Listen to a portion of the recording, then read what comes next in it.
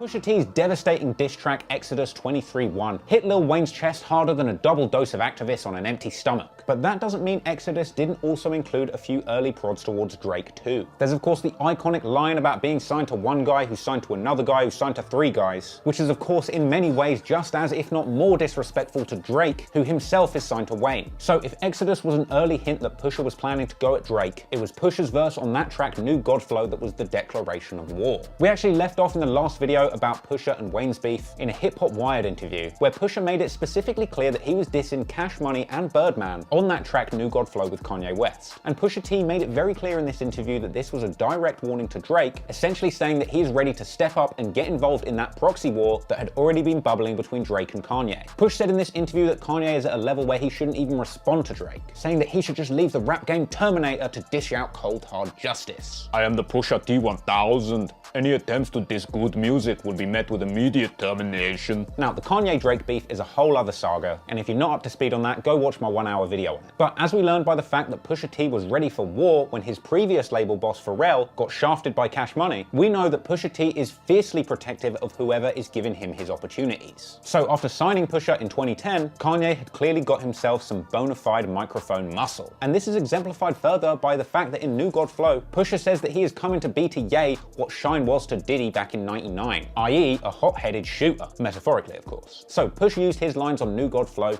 to say that he wants to take Wayne, Birdman and Drake's heads, following it up with a line, Ye, I wouldn't on him with Graham Marinette, which I personally think is another cryptic reference to a 2010 incident where one of T.I.'s buddy allegedly, that's right, on Drake at a movie theater. And after getting the R. Kelly treatment, apparently Drake ran out of the movie theater like a little because he didn't want that smoke with T.I.'s boys. Not very mob-tied, is it? Pound cake, man's moving like a urinal cake out here. But hey, it's unconfirmed that that's what that line is specifically referencing. But hey, even Drake will tell you himself that Pusha T is one of the smartest lyricists in the game. Now, obviously this violation wasn't gonna slide. So in September 2013, Drake drops his song Tuscan Leather. I hope he wiped the off his jeans before he sat on that leather. Anyway, this song seemingly contains lines pointed at Push, responding to his lyrics on Exodus and New Godflow. He says he's just as famous as his mentor, referring to his relationship with Lil Wayne, potentially inferring that Pusha T hasn't reached the heights of his mentor Kanye, then adding with reference to Lil Wayne, but that's the boss, so don't get sent for, suggesting that his loyalty is still with Wayne and that those disrespecting Wayne can catch some heat. And Drake goes on to drop several more tough guy lines, suggesting that he's not to be messed with by the likes of Push and Kanye, saying that his ops are jumping in front of bullets not meant for them, a possible warning to Pusha not to defend Kanye or he might catch a stray, and saying that he has a hot temper so the outcome of this beef will be scary for Pusha. Going on to say that people are hating on Drake for no reason, but he's about to give him a reason, and saying that his enemies are just bench players sitting around running their mouth like they think they're starter players. Perhaps suggesting that Pusha T isn't really pulling his weight musically over at good music. And then Drake says, Tom Ford Tuscan Leather smelling like a brick. Degenerates, but even Ellen love our shit. Now of course the song is named Tuscan Leather after that famous Tom Ford fragrance, but it's possible that that line smelling like a brick could be a gentle nod to the fact that Pusha T built his whole career off of rapping about bricks of coke. Following that with the line degenerates, maybe he's saying his own crew are degenerates, or maybe he's saying that those people that are concerned with selling bricks are degenerates, followed with the line even Ellen loves our shit, a possible hint towards the fact that Pusha T's drug dealer raps never went mainstream. And in the next line, Drake makes it very clear that this song is aimed at those people hating on him, but not naming names, saying that he's going to silence his haters and he's too busy to worry about what they're saying anyway. And then he drops another line that could easily be interpreted as being aimed at Pusha's referring to 90s fantasies, which again could be another cloaked diss aimed at Pusha T, suggesting that all of his raps are just dated references to his potentially embellished past of being a drug dealer in the 90s. Drake is suggesting that he has really made his own dreams come true, while Push is still just sitting around reminiscing on his unproven drug dealer past. Now look, some of that is reaching, but for all of the hate that Drake gets for having ghostwriters, stuff like this seems very personal to him. And the shit that Drake does write seems to be very well thought out, layered, deep, and extremely pointed at the people he's had issues with. But as slick as those bars were, you must never underestimate the ruthlessness of the Pusha T 1000. Around a month after Drake's Tuscan Leather dropped, in October 2013, Pusha T clapped back on the Pharrell-produced track Suicide, a track that seems clearly aimed at Drake due to the lyrics that seem to refer to his song titles like headlines, as well as inferring to the fact that Drake built his career off the back of Wayne and Baby. Push went on on to drop a line suggesting that people are ganging up with his rivals to go against him, going on to say, like, I can't see the scenes that you mirror in your idol, but a pawn's only purpose is completely suicidal, seemingly suggesting that he can see Drake mirroring the situation that Pusha already had with Lil Wayne, and or suggesting that Drake will end up mirroring the contractual dispute situation that Wayne had with Birdman, a line which Pusha T later elaborated on a little more with Genius, saying that he felt the likes of Lil Wayne and Birdman were using the new blood Drake as a pawn in their existing beef. I feel like my rivals use these youngins to do things like that, you know, and they'll use their popularity and so on and so forth. And that's why I was like, a pawn's only purpose is completely suicidal. Like, you know, I might just have to off the pawns too. Now, this didn't get an immediate response from Drake, and so Push continued prodding Cash Money like he was trying to check a fake bill, dropping the track More Famous Than Rich at the end of 2015 on his King Push Darkest Before Dawn The Prelude album. The track itself has been interpreted as yet another sneak diss towards Drake and Wayne, with the overall suggestion of the entire song suggesting that if you're down with a label like Cash Money, they're going to end up stealing all your cash money, regardless of how famous you might end up, hence the term more famous than rich. Of course, with that in mind, Pusha T went on to drop lines referencing being paid in full, which we assume that Drake and Wayne are not since they're in business with Birdman, and of course the verses included more lines interpreted as Drake disses. Lines about songs having dances, a likely reference to Drake's iconic dance from Hotline Bling that was released the summer before this song. And Pusha T even dragged another former Young Money big cat into the beef, saying that he thought Tyga was a genius for leaving Cash Money. And Pusha T confirmed this is exactly what he meant in an annotation on Tyga.com, genius.com. He doubles down on that sentiment with lines saying why the biggest rappers in the game broke, which seems to me much more aimed at Wayne than Drake, since there's never really been any suggestion that Drake is not completely filthy rich, even in spite of him getting shafted by Birdman. The next line suggests that rap fans have been lied to by the likes of Forbes about Birdman and Lil Wayne's wealth, a line which Pusha T confirmed once again with Tyga, Genius. Now, not only had Lil Wayne already tapped out of this beef with Pusha T in 2013 after Ghoulish flopped, but even if he did want to respond, he couldn't, since by this point he was already beefing with Birdman about his contract and he couldn't even release music. And before Drake even had a chance to clap back with more sneak disses, Pusha T was going back to back on Drake, and not just with bars either, but in a series of very smart chess moves. Pusha T gets promoted to the president of Good Music and swiftly brings under Good Music management none other than former Cash Money artist genius Tyga. But then beyond industry backroom finesses, Pusha T then backs his beef with music. In October 2016, dropping the track HGTV, sneaking shots at Drizzy once again on a cool disjointed Mike Will Made It beat. And even though Pusha has claimed that his line in this song about jokers at the top being a simple Batman reference, I ain't buying it. I think he's referring to Drake out of the gate with this song, and he's too smart not to have realized just how that line was going to be taken. Too smart for your own good, Push. At the end of the song, he drops bars that are clearly pointed at Drake, saying the game is too far gone when the realist ain't real. Too Far Gone, of course, one of Drake's classic tapes, calling the Cash Money crew some Call of Duty Nigels because their killings ain't real. Then finally dropping another line yet again calling Drake's pen game questionable. Yet another reference to the ghostwriting allegations that are still dogging Drake's career to this day. Push then contrasts Drake's ghostwriting ways with his own superior pen game, comparing himself to the author John Grisham, ironically something that Drake had done himself in his past career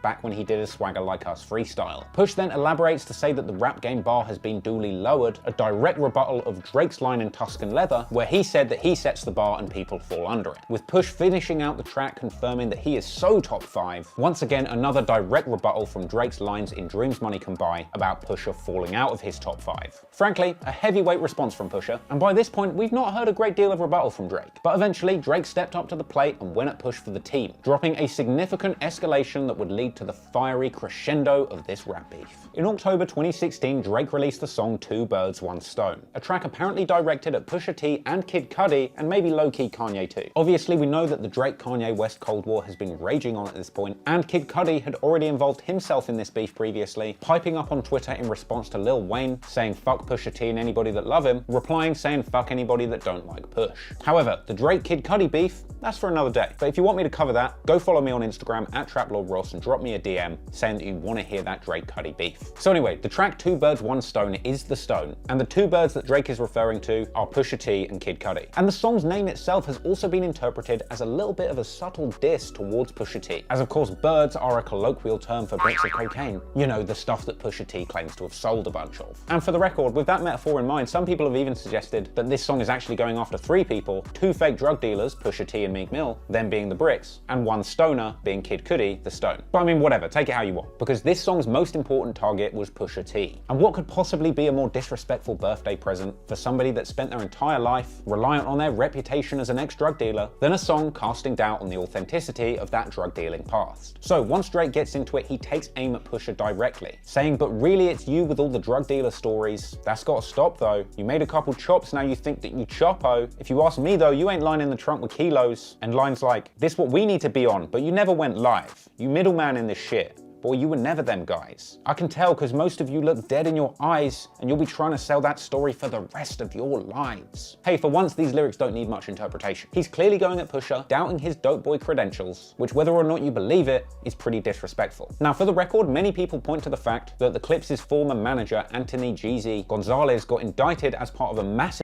ring as proof of the fact that Pusha T and the Clips were really connected to the real dons in the dope game. I mean, this guy allegedly imported a ton of an actual ton and 100 pounds of blow into Virginia from South America. Jeezy actually got 32 years in jail after pleading guilty, and sure, Pusha T and Malice's specific proximity to that dope dealing operation have always been up for debate, but let's keep it 100. Pusha T was around this shit. But again, that's a story for another day. But anyway, Drake goes on further, suggesting that Pusha T's bank balance doesn't match his kingpin backstory. Just one final sprinkle of salt on a delicious sauteed bed of beef. Now, naturally, Pusha T does not take kindly to Drake's suggestion that he was never a real dope dealer, so he quickly replied to Drake's allegations, but not in song form, with an excellent complex cover story. Now, this was actually a really well written and genuinely interesting long form article with its main focus on the systemic incarceration of young black men, seemingly tied to Pusha T's ongoing support of Hillary Clinton's election campaign around this time, as part of his ongoing efforts to get involved with the prison reform agenda. Now, I personally think that Hillary should have let Pusha T write her a few speeches, because maybe then she'd have won that beef with Trump. But anyway, in this article, Pusha T explains how him and his friends got into the dope game as kids, also inferring that when the Clips' record sales slumped in 2006, for a short period of time he even had to slip back into his old ways, playing around in the dope game, and discussing how when that manager, Anthony Geezy Gonzalez, was picked up by the feds, many of Pusha's friends went down too, even saying that that indictment specifically stated that drug money had been laundered through many legal businesses associated with Pusha T, including the Clips' booking agency. In fact, it was these events that actually preceded Pusha's brother and partner in the Clips, Malice, changing his name to No Malice and completely disavowing drugs and violence. And again, that's a whole other story. Now, I was disappointed that at no point in this interview does Pusha give us the real truth, the fact that none of his dope dealing past is true, and he was really just sent back in time from the year 3000 to kill Drake's career before he had a chance to ruin hip-hop history forever. I need your gun, your beats, and your owl pendant. But really though, Pusha ends the interview explosively rebuffing Drake's claims, once and for all in the most stern fashion possible, saying my past is cemented,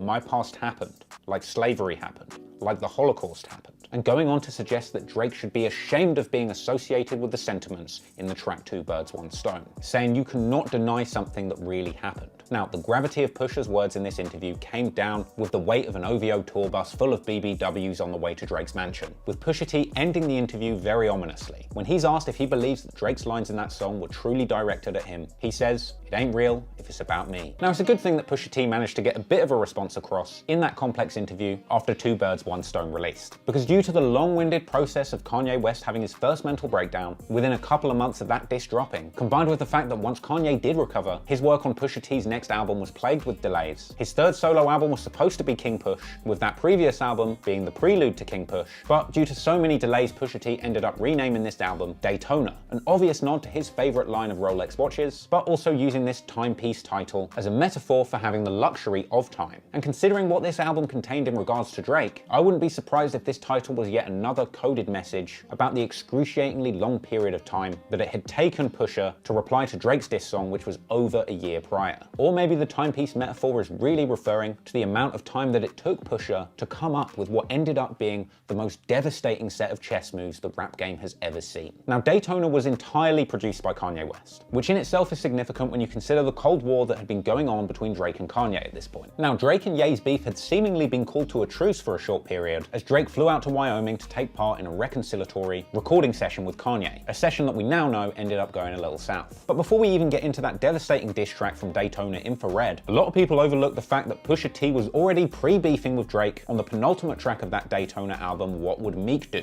An obvious nod to Drake's other most famous op, Meek Mill, and a track which in my opinion is massively overlooked in the Drake-Pusha T beef saga. As that track starts out with a Kanye-initiated lyric trolling Drake's earlier lines about Pusha T falling out of his top 5. Kanye says, "They talking shit, Push, how do you respond?" Push says, "I'm top 5 and all of them Dylon." Dylon, of course, a reference to the famous delusional rapper from P. Diddy's reality show Making the Band. "I'm making history right now. Don't try to water me down and change my style." Of course, this iconic clown being immortalized forever by Dave Chappelle's impression of him on Chappelle's Show. Who are the 5 best rappers of all time? Dylon, Dylon, Dylon, Dylon, and Dylon. And the Chappelle Show reference is even more relevant because let's not forget the fact that earlier on, Pusha T compared Drake's relationship with ghostwriters to Dave Chappelle's relationship with his co-writer Neil Brennan, tying everything together in a neat little package. God damn, Push, you're a mastermind. He goes on to drop the line from the song's title, asking what would Meek do in the same situation as Push.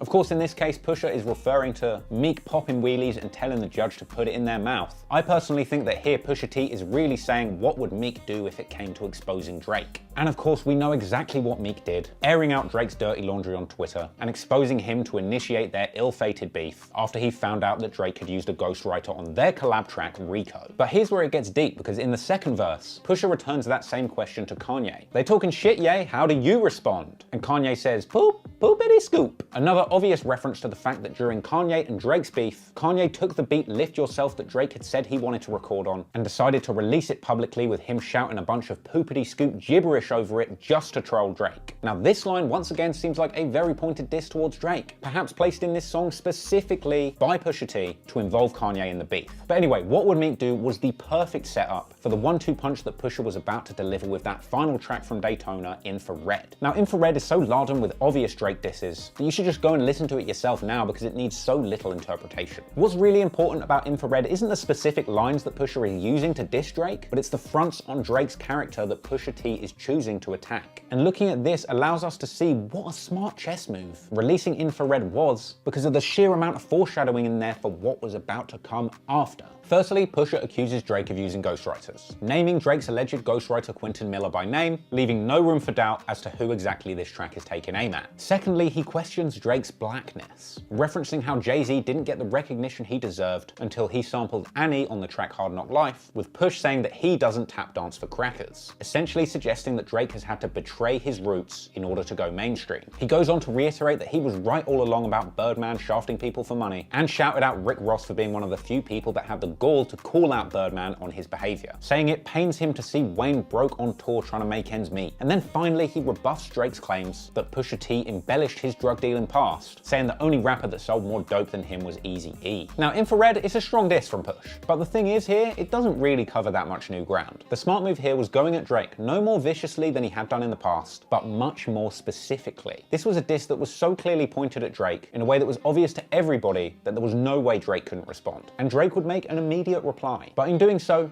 he opened up a whole can of worms that would soon spill down his front like a bunch of pissy baked beans in a screening for Cars 2. Now, to his credit, Drake rode out on the metaphorical op block the very same day, coming back with an instant rebuttal, swiftly dropping his reply, the Duppy Freestyle. The title Duppy being a neat little reference to the 2006 diss that British grime rapper Skepta did on Mega Man, not necessarily helping Drake with the old culture vulture allegations that Push even mentioned himself on Infrared. Anyway, while I personally do actually like the Duppy Freestyle, and I genuinely think that Drake raps and wrote very well on the song, he majorly fucked up from the very beginning. Because as we learned in the video about Drake and Kanye's beef, Drake used the majority of his airtime on this Duppy response, taking pot shots at Kanye West. This mainly being due to wanting to point out the hypocrisy of Pusha dissing Drake for using ghostwriters when Drake had literally just been in Wyoming ghostwriting for Kanye's Ye album. Even elsewhere in the song, Drake is going much harder at Kanye than he is at Pusha. For example, dissing Kanye for being jealous of Virgil Abloh. Problem here is that rather than hitting two birds with one stone, happen, he barely grazes either of these birds to take home a single W. In this song, he barely has any lines that are scathing towards Pusha T, flipping the infrared title, saying that Pusha T's head is now in Drake's beam, and once again referencing that beaten to death put down about Pusha T not being in his top 5 anymore, suggesting that Pusha T isn't even top 5 on his own record label, and doubling down on doubting Pusha T's street credentials, saying the real drug dealers were Pusha T's cousin and brother, and saying that Pusha T just raps about what they did. And then in my opinion, Drake kind of takes a subtle L here, admitting that Pusha T might have sold some blow to buy sneakers and a Mercedes, but then saying that he's no Pablo Escobar. Now Drake, Pusha T never claimed to be selling blow like Escobar. He's always made it clear that he got in the dope game for fly cars and fly fashion. So at this point in the beef, Drake is really beginning to sound kind of dithering and uninformed, reaching for the same old tired lines that he'd used on Pusha T before. Though I've got to give Drake credit, the one smart thing that he did do was get ahead of a potential put down about him owning that signed Pusha T mic back in the day, saying, "I had a microphone of yours, but the signature faded. I think that pretty much resembles what's been happening lately." He then goes on to diss Pusha T for being older than Kanye, and now at the end of the song, he drops a very lackluster line, which is the one that Pusha T claims pushed him over the edge. A fairly innocuous line where he refers to Pusha T's fiancée, Virginia Williams, saying he's gonna let it ring on him, because you know, when you propose, you wear a ring. Nice one, Drake. It doesn't really have much bite, does it? But then again, what with Drake's habit of supposedly running around smashing people's wives and girlfriends for revenge, I could understand why mentioning Pusha T's fiancée by name might have gotten under his skin. But it's the final line of the song that's a poetic moment where the whole Pusha T, Lil Wayne, Birdman, Cash Money beef finally becomes full circle. As Drake says, "I told Weezy and Baby I'ma done him for ya. Tell Ye we got an invoice coming to ya. Considering we just sold another 20 for ya." Now this is obviously a reference to the fact that Pusha T has been at Lil Wayne and Birdman's necks for around 12 years at this point. And that line about the invoice has been considered by many to be a deep coded message about the very dispute that kicked off this whole Pusha T Cash Money beef, all to begin with the mythical unpaid invoice for Pharrell's beat on Birdman's Clips collaboration What Happened to That Boy. And I've just got a one time for that song. Even after the beef, Pusha T tweeted at Drake saying send that invoice. And by God, Drake actually sent the invoice to Pusha T, posting it up on his Instagram and even tagging Push, with the invoice claiming to be for promotional assistance and career revival.